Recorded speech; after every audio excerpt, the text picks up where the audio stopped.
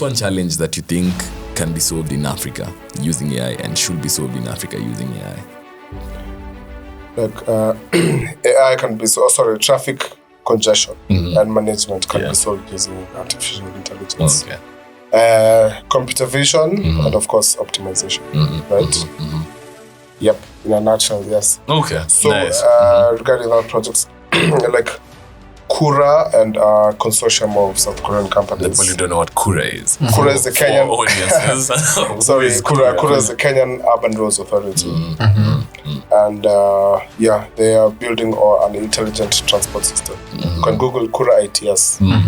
That's what they're working on with a consortium of South Korean companies. Okay.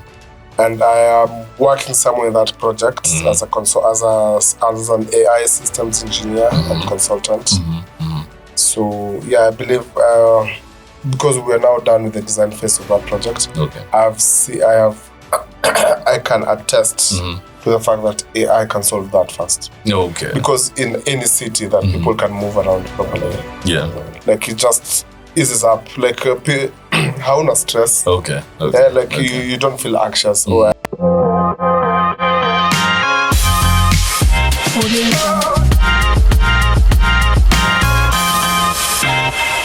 Ladies and gentlemen, welcome to another episode of the Kikwetu podcast. And we're here to just have an amazing time and an amazing conversation. We have amazing things lined up for you in this journey, even as we're going to have conversation today.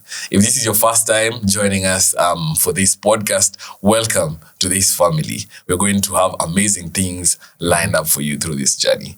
Today, before we start and before I even introduce the guests that we have on board today, I'm just going to let Fred say hi and tell us how he's doing even before we begin the podcast. Hi, hello everyone. Welcome again to another episode. Today we have a lot of great things lined up for you.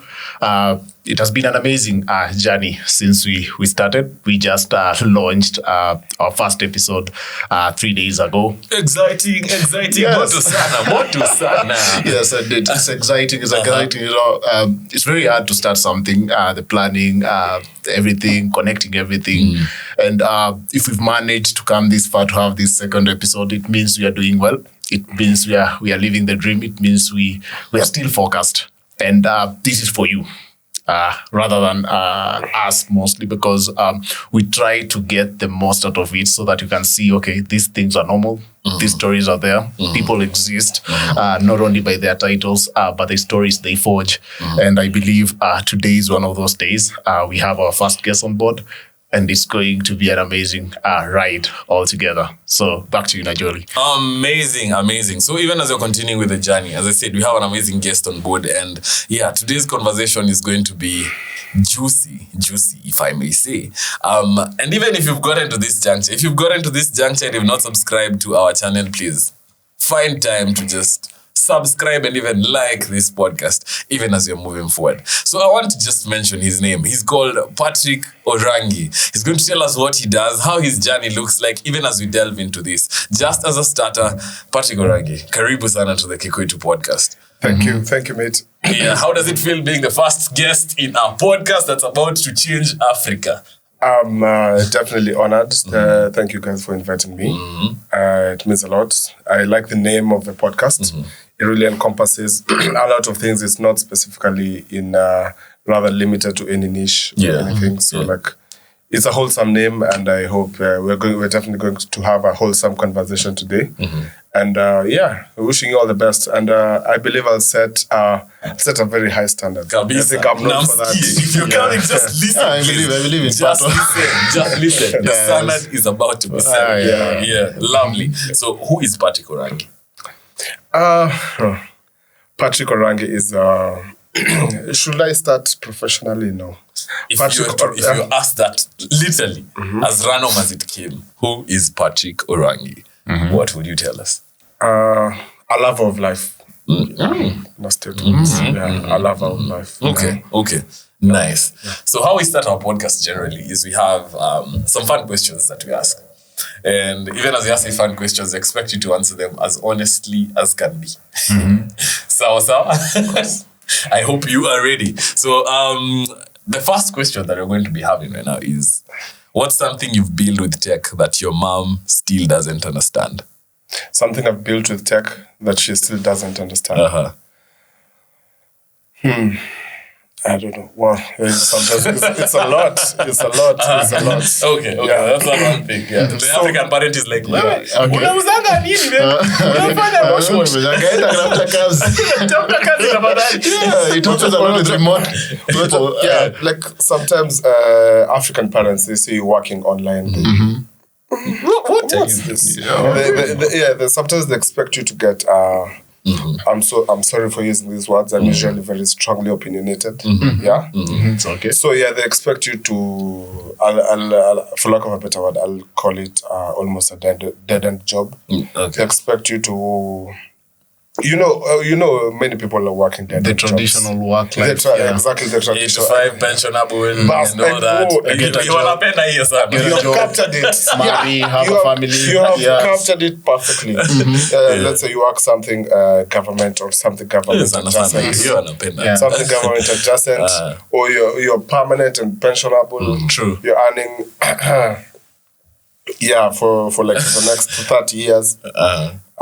So they see you working online, and they don't really understand it. So to go back to your original question, one thing that I built that they don't understand, they don't see the economic viability or anything, is like I'm a founder as well, right? I'm working on a company called Intellimedia. That basically, it works like Shazam. Yeah. Do you see how Shazam works? For music or for something else? Listen. Sorry, story ni yako. You see, Shazam, the technical term for Shazam, like applications, is something called audio fingerprinting. Yeah, I've heard of that actually. Yeah.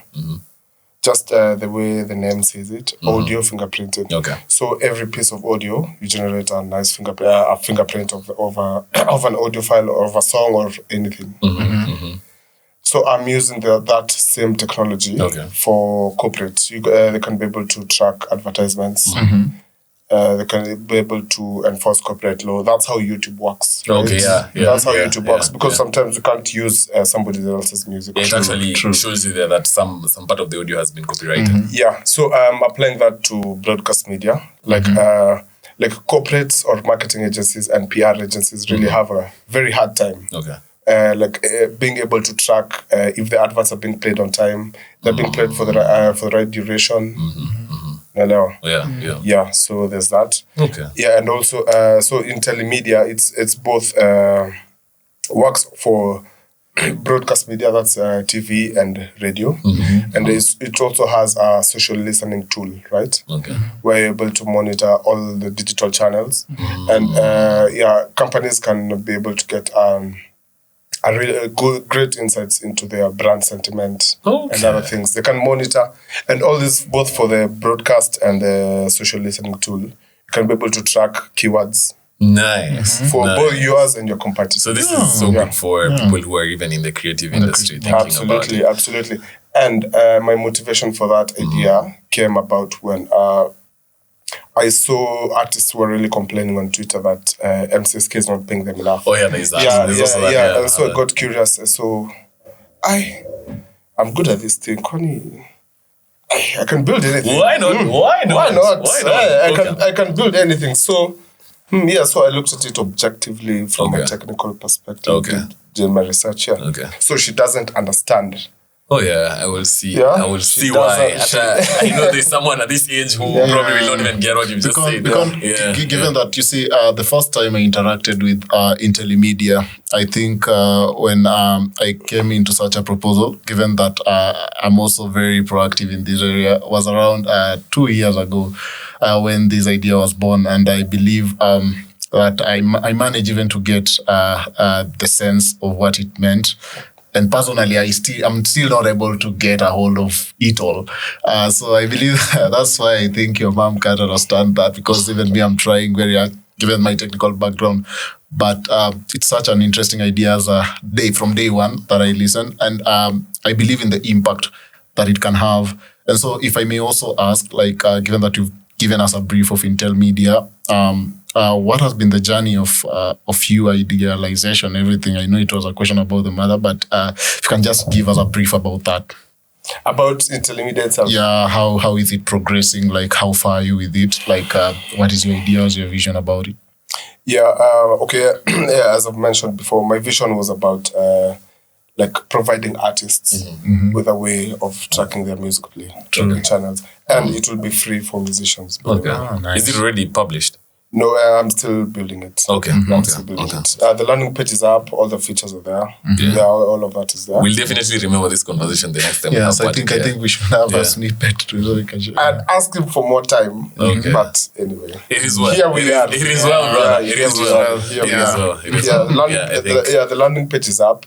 You can see all the kinds of features that are there for both corporates and also for artists. It's going to be free for musicians that love music, and that's where the motivation for this idea emanated from. So, yeah. So the journey for Intermedia started with music. Yeah, but.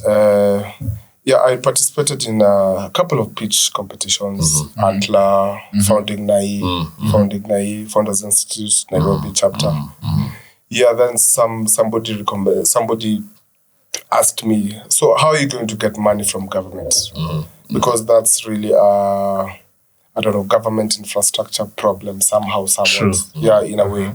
So how are you going to get the government of Kenya, and you know how they work? True. How are you going to get like MCSK or Kikobo, Kenya Corporate Board, to pay you? And that's when I sat down with the idea. Then somebody else on that same pitch lineup recommended people still track ads by paying people to sit down and listen to radio and watch TV. True. Then I said, oh my God, this is a perfect fit. Yeah, it's a perfect fit.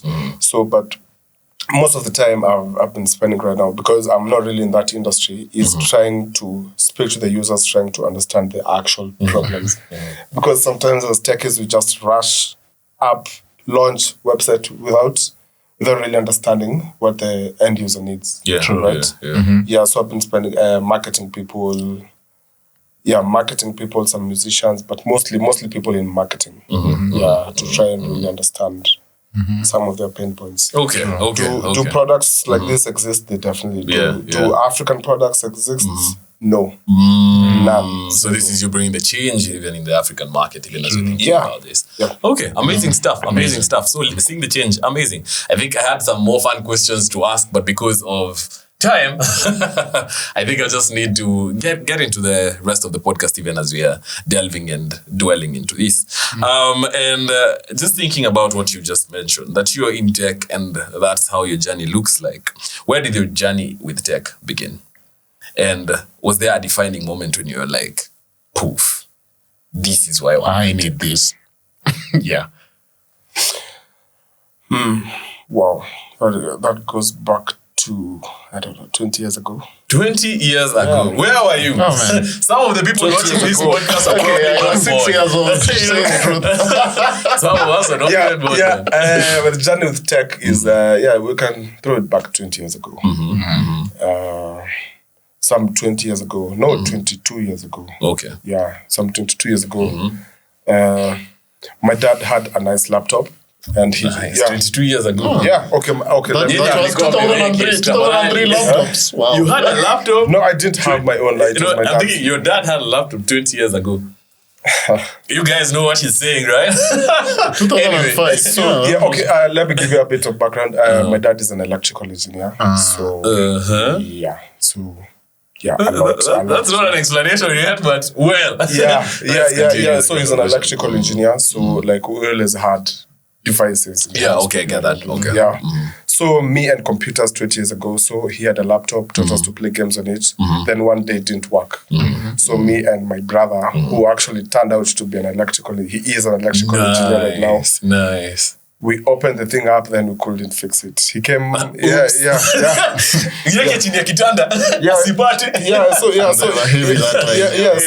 he came, but what brand was this? NEC. neck.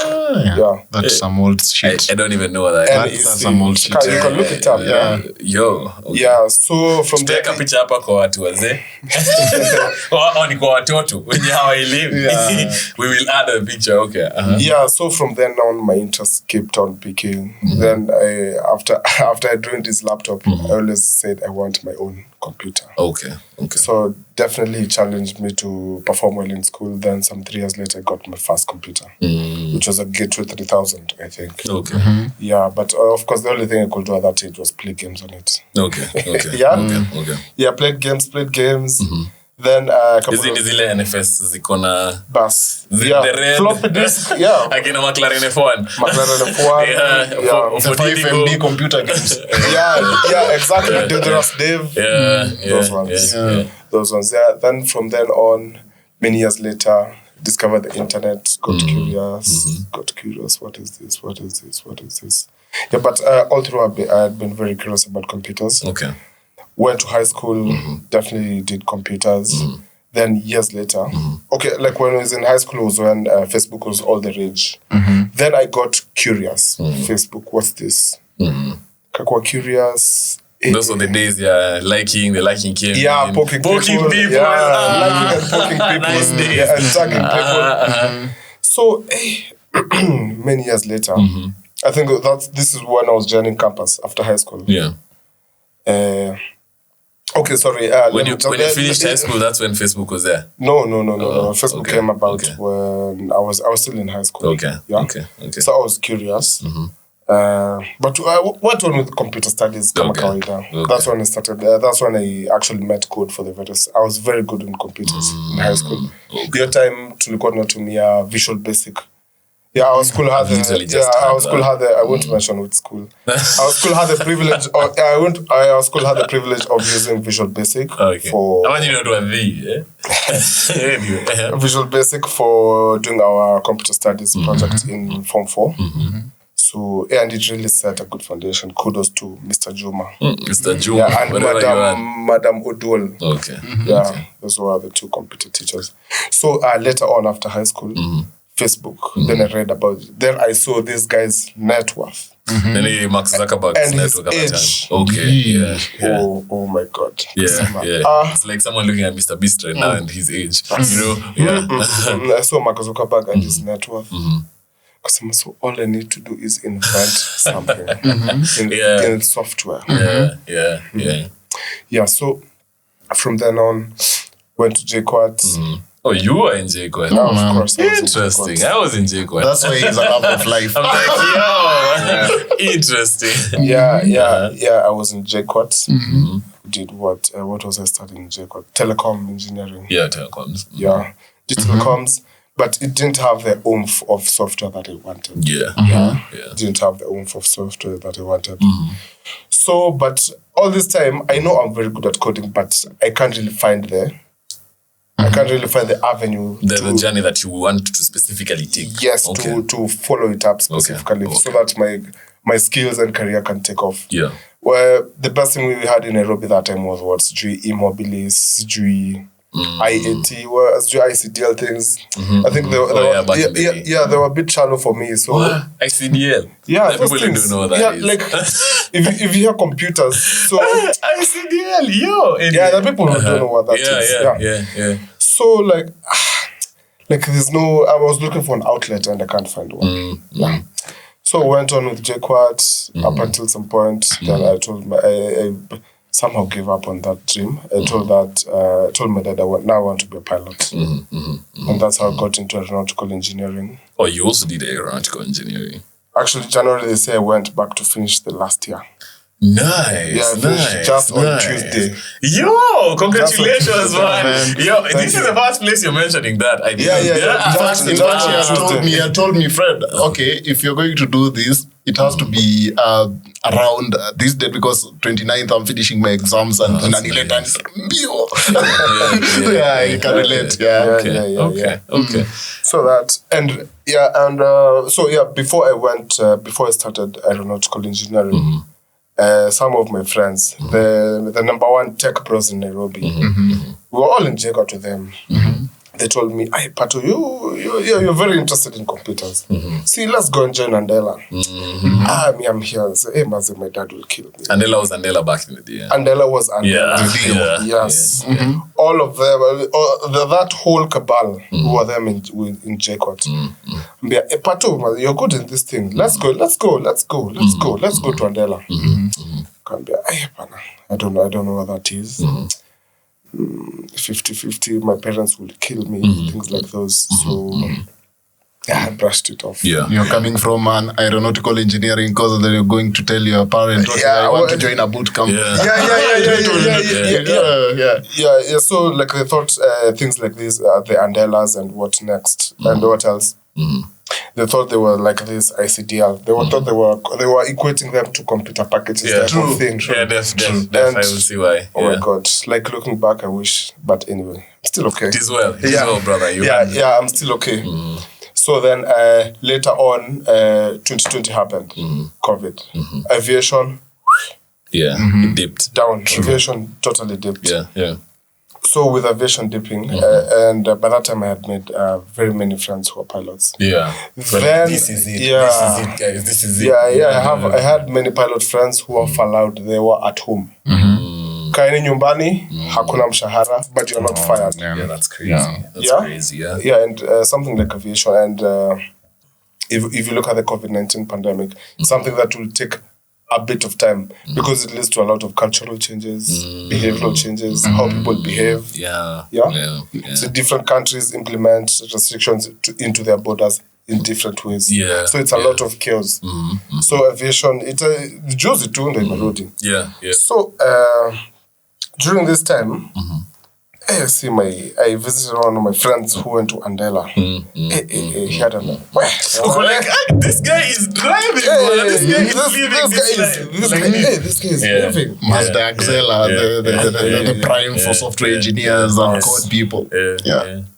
2020. 2020. Sometimes. That's when COVID lakini the people who you left are actually living their life all the time. Watu wanaishi. No, ushaona mse adunza wewe hadi wewe. And you never expected, but it worked out. Good stuff. Then I asked my very good friend, he's called Austin Roy. We're classmates with him in Kikwetu. Telecommunication and information engineering. It's a mouthful, but So I asked Austin, "Hey, Mazi, and I want to get in Seti. Still young, but I'm still a boy. Kaniambia, Andela squeezy. You see how Andela used to admit juniors kitambo, then they introduced a cutoff. True. So na me skill set yangu, I knew a bit of things, but bado.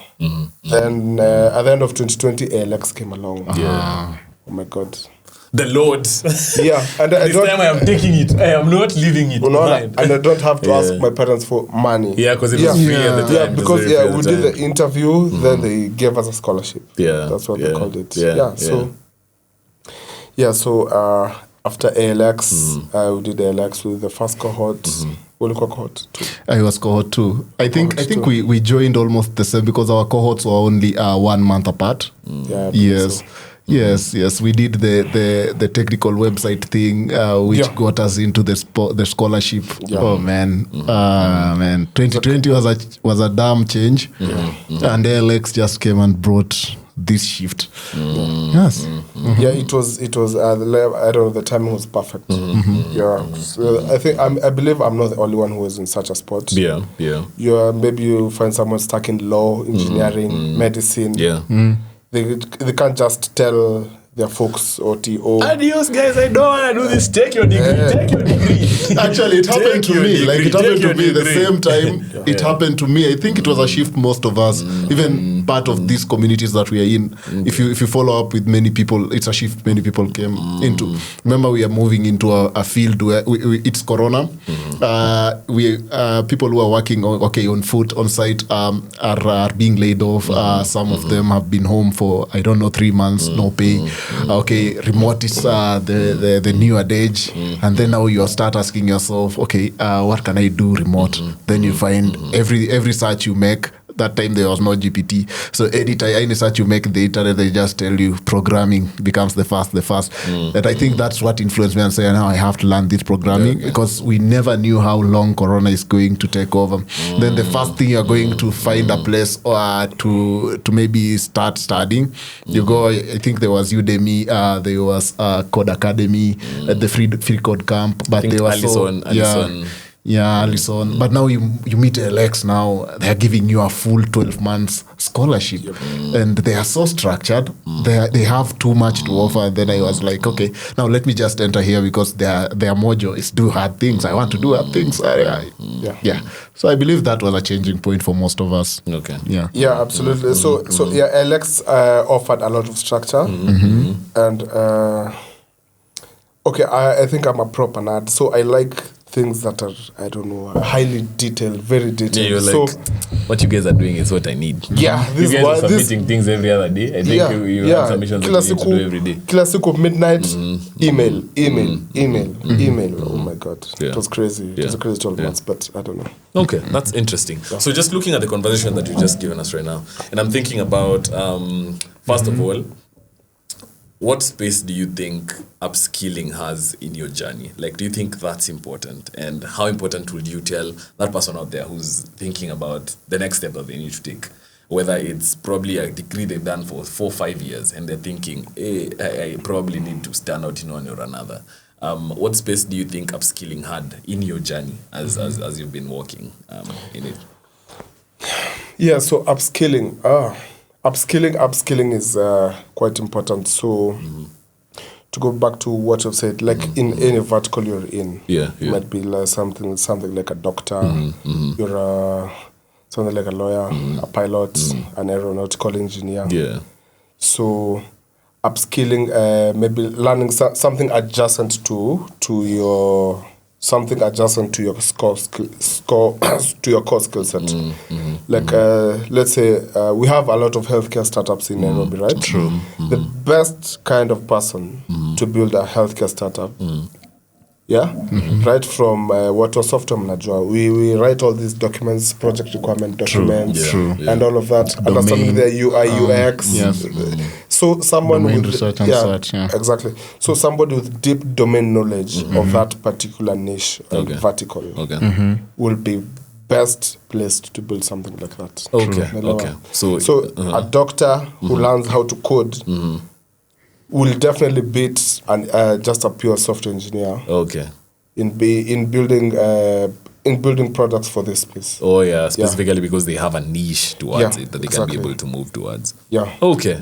So what you're saying is it's the importance of it is finding yourself having transferable skills that you can use in your specific field and absolutely and specifically growing through them. Yes. Yeah, absolutely. And now that I've mentioned a specific field, like if you're, let's say, a pure software engineer, you should always pick a field that you want to specialize with. Okay. Whether it's something like fintech, something like let's say health tech, embedded electronics, things like those. It's so important. Okay. Yeah, right from when you're doing internships up to as you grow in your career. Yeah, that's nice. You should always have a field that you want to specialize in. Okay. Because unajua huyu this is an expert in building tech solutions for X industry. Oh yeah, that's nice. That's nice. Okay. Yeah, that's how it stand out. Nice. That's some amazing stuff. Even just thinking about it. I'm going to take this back a bit to your 2020 period. Yeah? Okay. And I'm thinking you left. You had an opportunity with Andela at the time. You said you didn't take it as your friends did. True. Yeah. And 2020 comes and you're seeing how much your friends have been able to make it in one way or another. There's the pressure of you don't have a job, you are just doing aeronautical engineering, and your pilot friends who are sitting in their house because there are no jobs. So thinking about someone who's in their toughest of tough moments, because I feel like that is like one of them, where you're probably comparing yourself with other people and you're like, yo, will this thing ever make it? Will I ever make it through this and even grow to the next step that I'm meant to? Yep. What are those nuggets that you will give someone who's in this specific time, even thinking about yourself back then? How you're able to actually go through it? What are those nuggets that you can give someone who's in a similar situation as you right now? Tough one. Tough one, as always. We're doing hard things, yo. I mean, yeah. Tough one. So if you're between a rock and a hard place. Yes, yes. Just even thinking about how you went through your period, 2020. Okay, yeah. So 2020, I'm seeing the industry, the aviation industry that I'm in. Pilot friends, as you said, at home. Go home. Yeah. My other people, like my Andela friends, they're doing well. They're still working. Yeah. Some of them multiple jobs. Yeah. That would have been me. 6 figures. Yeah, it's crazy. Let me add salt to the wound. These guys are earning what my pilot friends, they need to fly for like 15 years. For them to get to that level. That is crazy. Without as much physical stress. Yeah, thinking about time. True. And because flying to changing time zones every other day, it's strenuous. And you can sit down with just your computer and code in those different time zones without, Yeah, so what I can say is, I don't know, tune out the noise, right? Go back to, let's say, what you're good at, and don't compare. You see, like, comparison is a thief of joy, kabisa. A lot, yeah. It's a thief of joy, kabisa.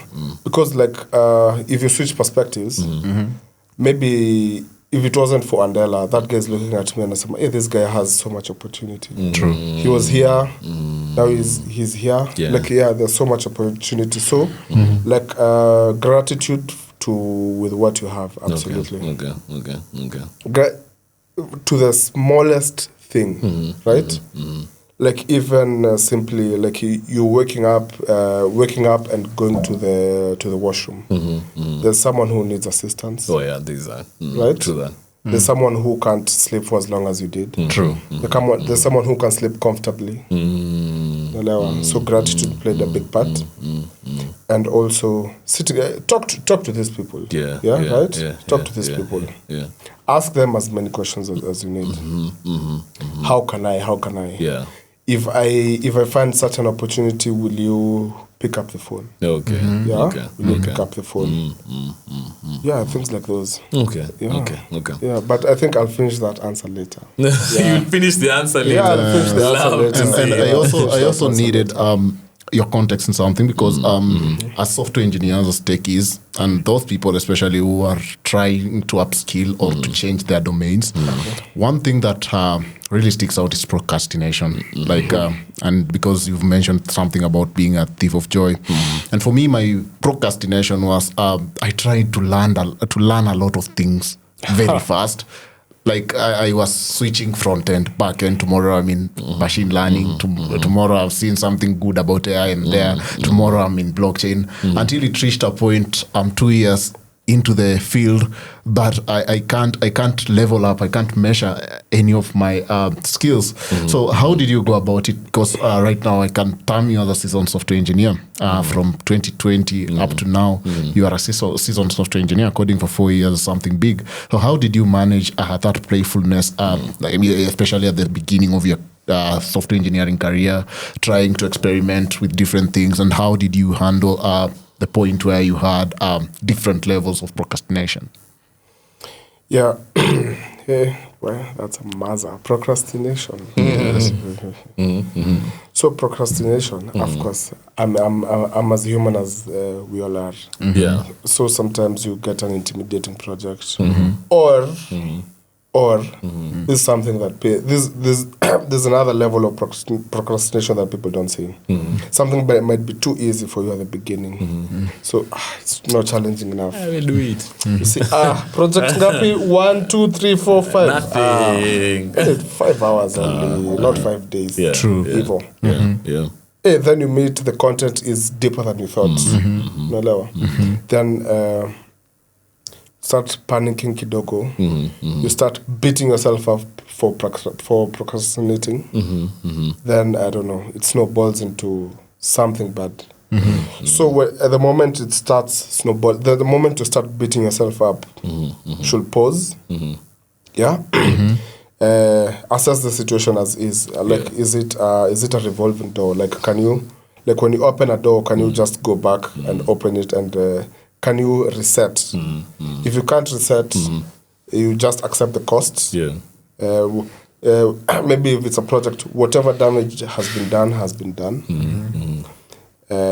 Marcus Aurelius, Stoicism. Yeah, if it's out of your control, just leave it alone. Yeah. There's nothing you can do by worrying about it. Yeah. There's just nothing take you the can next do. step. So, for example, during the LX program, some projects I missed out on, right? So I just said, we just have to move. Yeah. Yeah, like if there's any concepts that I missed on, I just read on those concepts.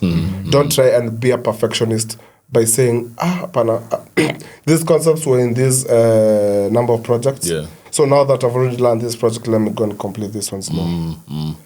But you have learned, take your L gracefully, and move on. Okay. Nice. That's a good one. Yeah, and in terms of trying to, my Andela people, these guys are front-end engineer, anaishi vizuri. Huyu mwingine tena,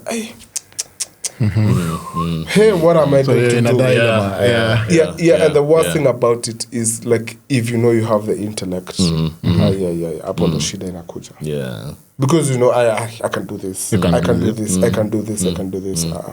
So you're battling some sort of social dilemma and inner, I can say, inner complexity, like some sort, like you're so complex inside, you're beating yourself, okay, I can do this, I can do that. But at the same time, the social dilemma, maybe the things you think you can do, maybe you see they're not doing that well.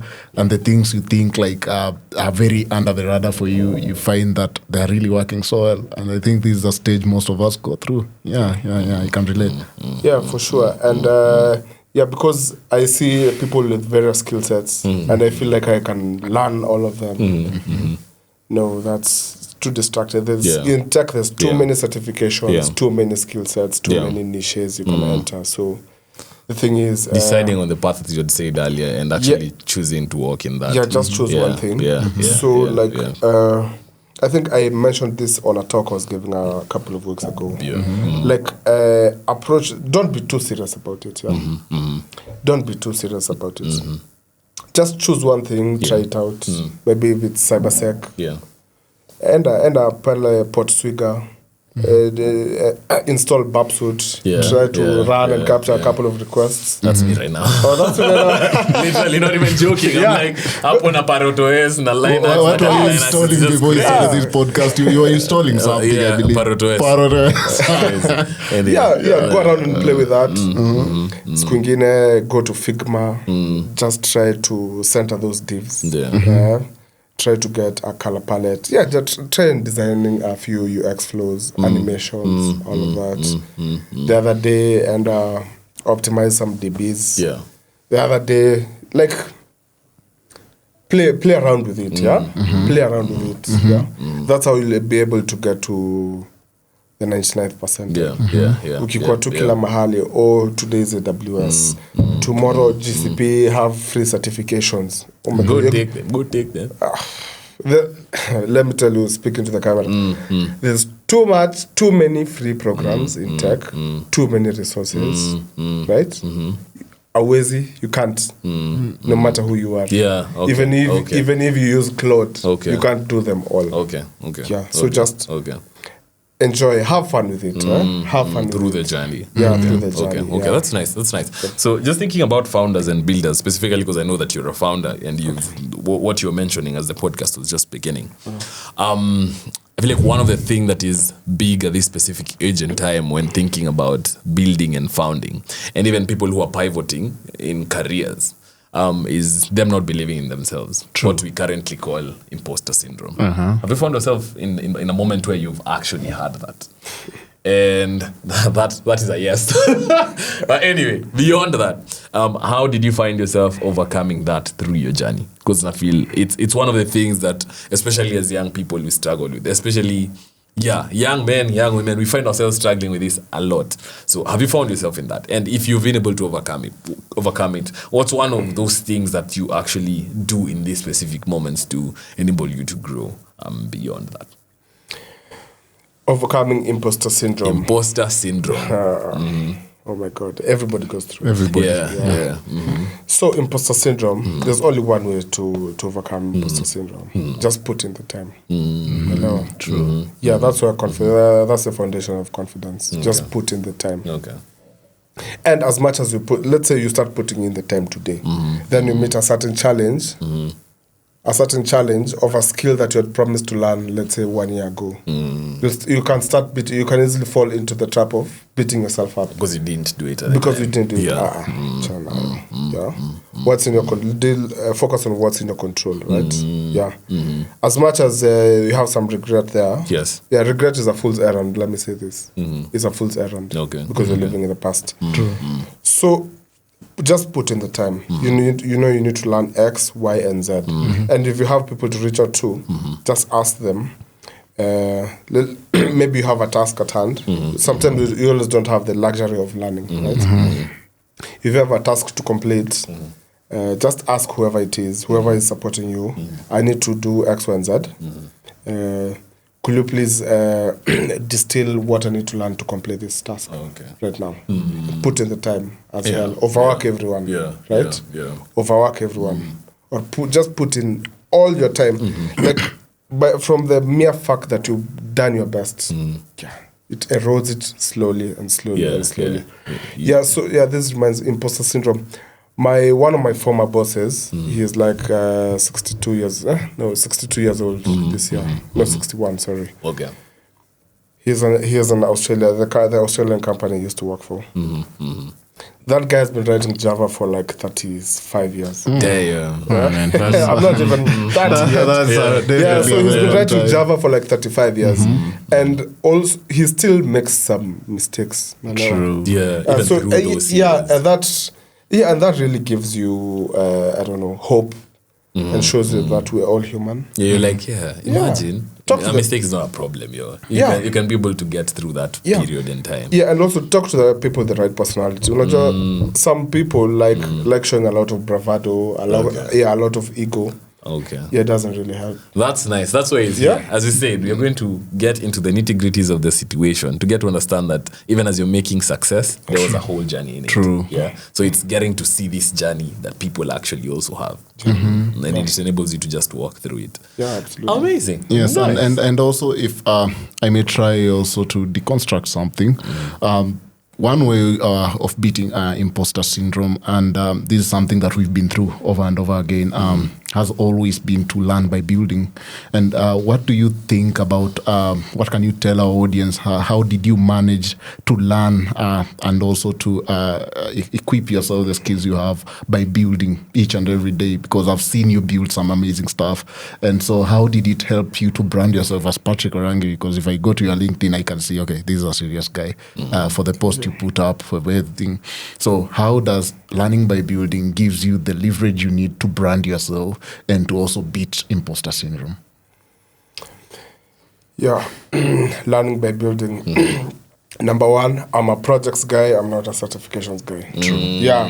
Okay. There are two types of people in this industry. Okay. I'm a projects guy. Okay. You will show us what you did. Boy. Yeah. Love to see. Yeah, I don't know. Okay, I told you I'm strongly opinionated. Okay, certifications they're just generic. Like there's no self-motivation. Okay, this is the hot thing right now. Kila mtu ako hapo. And I'm not that type of guy. Because my wow factor for getting into tech was Mark Zuckerberg. Who is Mark Zuckerberg? He's a builder. Unaelewa? Okay. So that's the mentality. There's a whole journey that was built even as you're walking through. Yeah, so that's my whole mentality. Nice. Tech. Nice. Building. Nice. So let's say hypothetically Fred has a certain problem. Then I think I analyze that problem. So I won't get bored. It has a huge upside potential. That's what clicks for me. Okay. Yeah, that's what clicks for me. Nice. And also, we're lucky to be living in the 21st century where software exists and it's a thing. So like software, it's unlike being, let's say, a civil engineer. For you to have proper experience, let's say, as a civil and structural engineer, you have to be hands-on in a whole ass project. And these are buildings that cost $10 million. For you to say I contributed meaningfully to a big project, you have to physically build that thing. For software, on the other hand, you just get an idea, do your research. And build it. And the way you build, you write code, and you're able to show people. When you're building projects, this is a cheat code. I'll tell you. Show it to your non-techie friends. They'll hype you up. That hype will keep you going. I am the one. So that hype it will keep you going. It will keep you going. So and slowly by slowly, some concept will come and click. Something like recursion, something like, I don't know, APIs. Something like analyzing request bodies. I pass on too much data in this request body. Things like those. Some tricky concepts start clicking. Idempotency. So I demoed this app to a friend of mine, and he was able to pay for something twice. So this app has something wrong.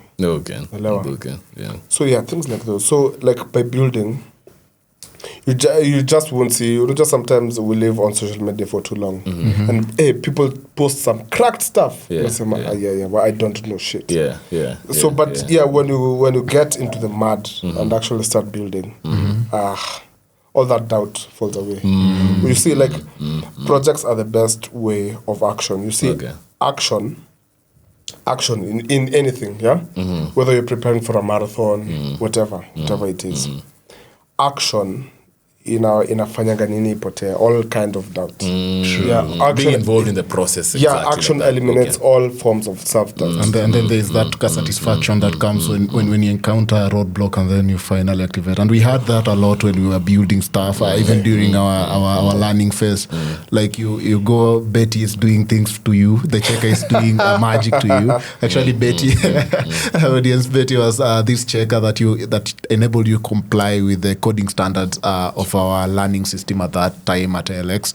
And so you had to comply with coding standards you had to do. So you find like you've done everything, the code is working, the tests are running, it's okay at your end, but you go because the standards aren't up to date, the standards aren't what we require, what LX required that time. We find that it has failed in everything, but the code is right.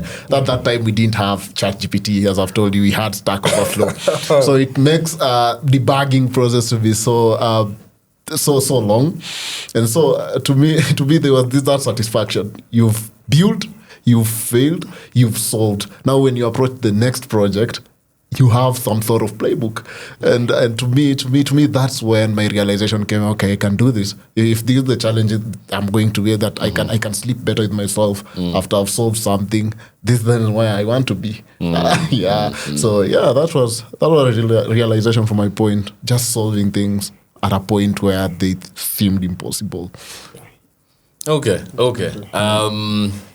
That's been some interesting and insightful discussion, even as we've been having it. So as we head to the tail end, I have some questions that I think even as we are thinking about the journey that has just been, the falls, the rises, the building of projects, the dealing with imposter syndrome, and the rest of the journey. 22 years old, that would have been how many years back for you? 22. Seven. Oh, 7. Nice. 7. You actually did it. So you were just graduating uni probably, right? Yeah. You were just probably graduating. Jake, what's that one thing that you will tell your 22-year-old self right now?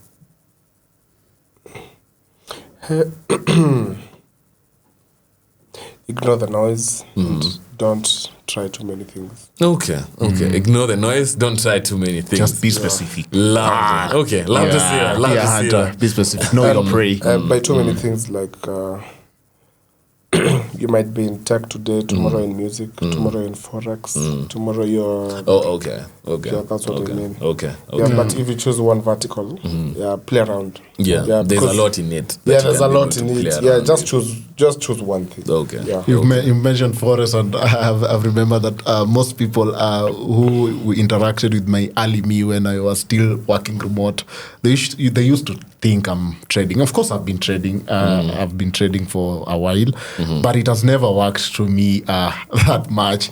I can't compare with how software changed my life to what forex did, because in fact it landed me into even deeper depths and everything.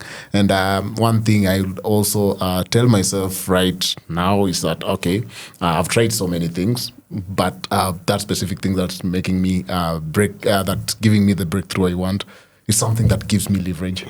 And I'm a good believer in leverage, and I've been doing a lot of naval RAFCANT. And one thing that he usually stresses is you either have a leverage of code, you either have a leverage of capital, or you either have a leverage of media.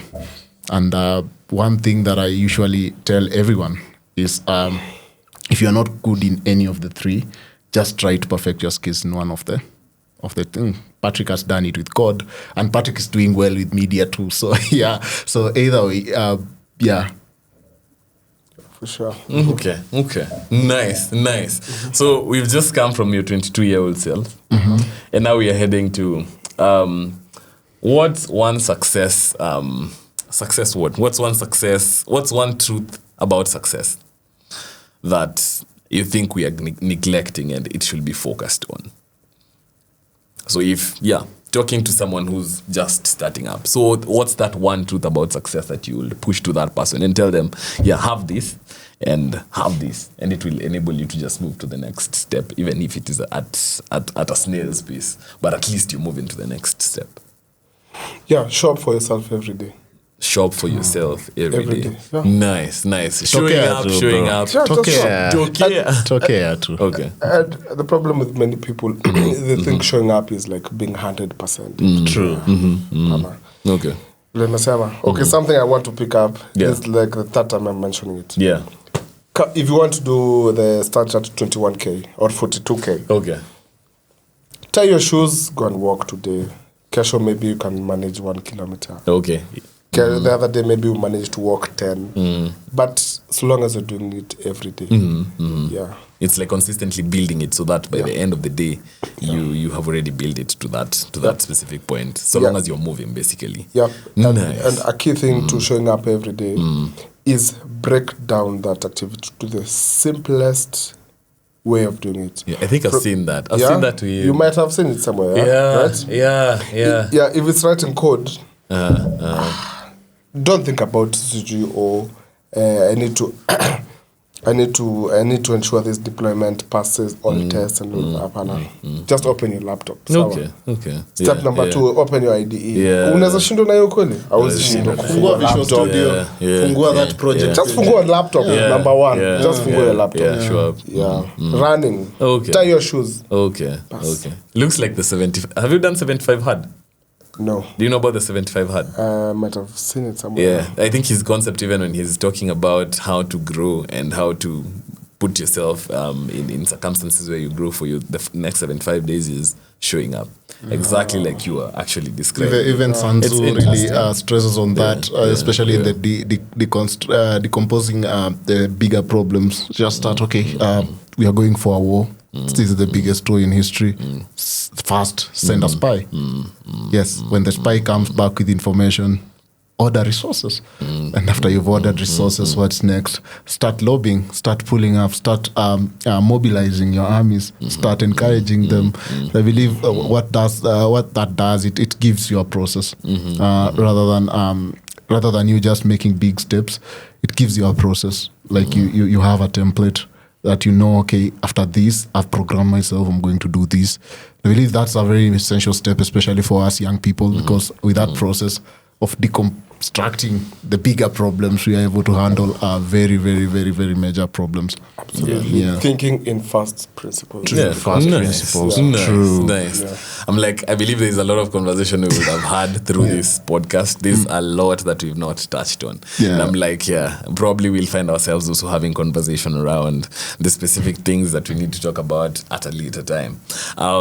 Getting to know that you are an AI engineer. Yeah. So what's one challenge that you think can be solved in Africa using AI and should be solved in Africa using AI?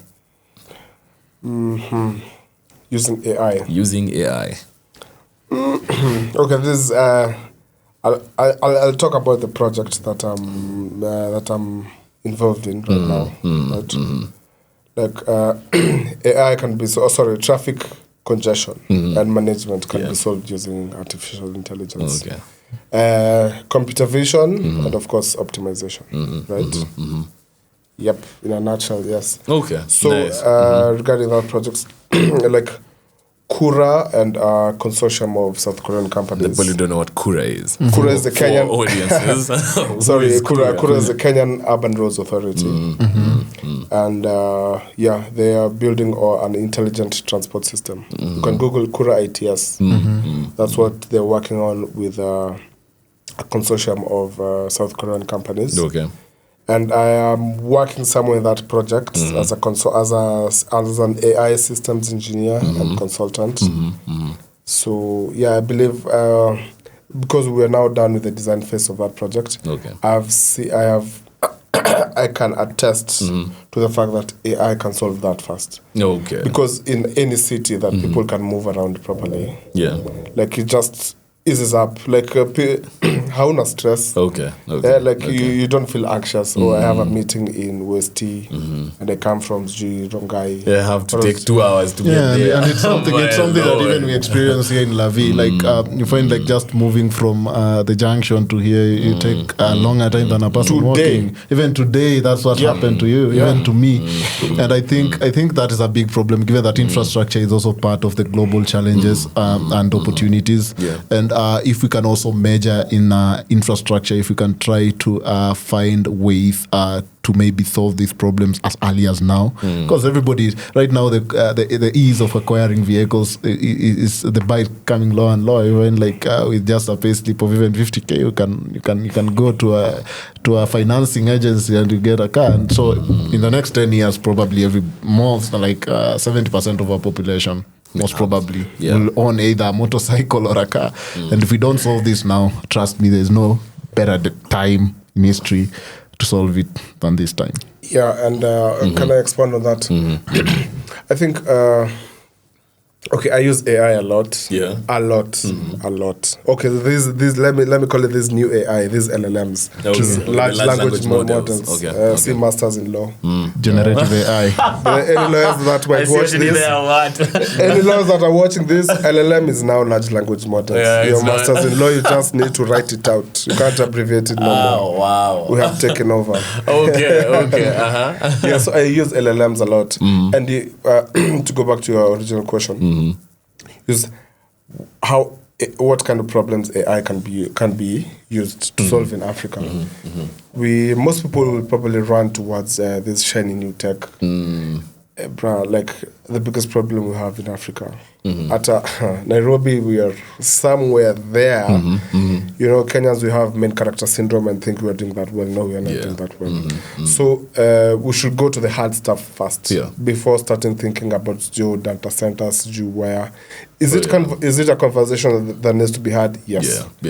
But we should focus on core hard things, like infrastructure. Literally, I get where you're coming from. Build out the roads, manage them properly. That's what Kura. That's an initiative that Kura has championed. Okay.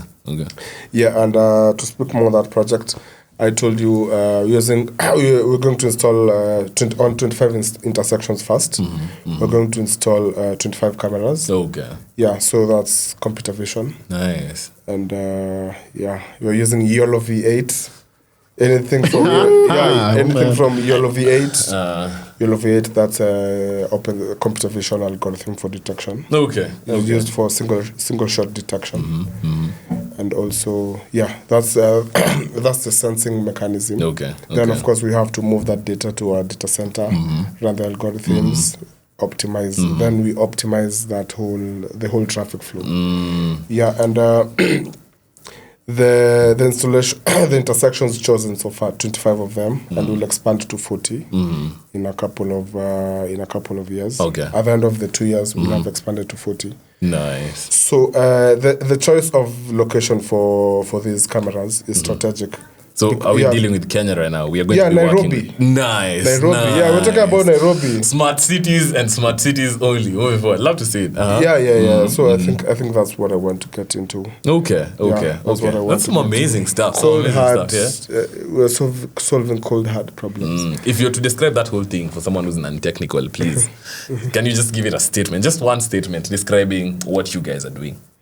So we are simply replacing the Kawaida traffic cop. Okay. Yeah. Okay. Because that's essentially what they do. Okay. They look at this lane, this lane, this lane, this lane. Oh yeah. Yeah. Okay. They try to talk to another cop, another traffic cop, but Okay. it doesn't work. Okay. So these are intelligent system. Nice. That's It's some amazing stuff. Yeah, it's cognizant of the whole traffic network. So the intersections that we've chosen, the 25, then later on 40, they are strategic. Very because strategic. it can also tell maybe labda hakuna cameras on this section of road, but it can see the load on this node and the load on another node, and now there's there's sensors even in there. Yeah, cool. I'm very interested. I'm like, Kuna I want to shida have this mahali. conversation more, but Shida mahali. well, do nani after. Yeah. Love to see it. So that's some amazing conversation that we've had today. How we finish this up is by throwing a quick fire set for you. 4 questions that you answer as fast as you can and as far as you can. Sawa. There's no thinking about it too much. Just let's get into it real fast. So one book or person that changed how you see the world. Meditations. Meditation. Marcus Aurelius. Nice. Okay. By Marcus Aurelius. Yeah. Okay. Meditation by Marcus Aurelius. Love to see it. Tea or coffee while debugging code? Tea. Yeah. No, that's Wewe ni Mluya.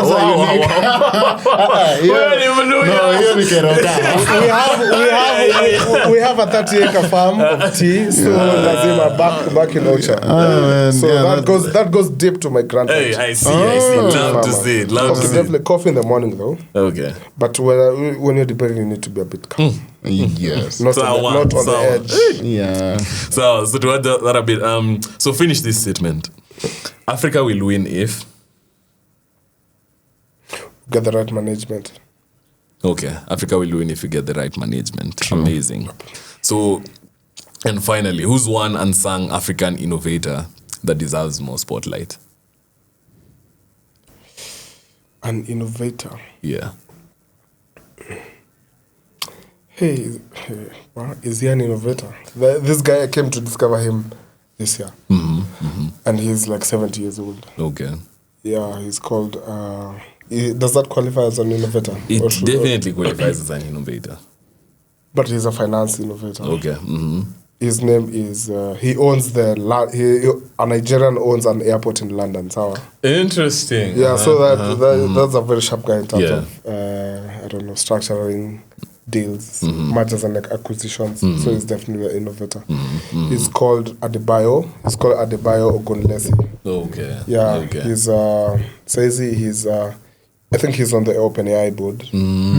He's Nice. he's an He's executive. definitely an innovator. He's an executive at BlackRock. No. BlackRock. Yes. Yeah, I should. We're definitely going to just add his profile here for you guys to be able to interact and get to see who we are talking about. Yeah, and one of my favorite quotes from him is that don't take yourself too seriously, but always take whatever you're doing seriously. Nice. Wow. Nice. Deep. That means like to distill that, like, don't be too hard on yourself. Not sure if you're too serious, you beat yourself up. It's very counterproductive. Yeah. But but take whatever you're doing seriously. Okay. Show up every day. Okay. Try and overwork everyone. Yep. Amazing.